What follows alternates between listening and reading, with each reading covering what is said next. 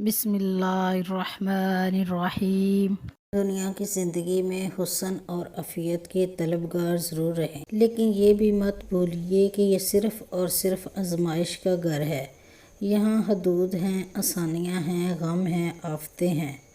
आसानियाँ हैं, कर्ज़ों के बोझ हैं, आसाइशात हैं, फ़िक्र फाके हैं। सेहत व जवानी है, बीमारियाँ और बढ़ापे हैं।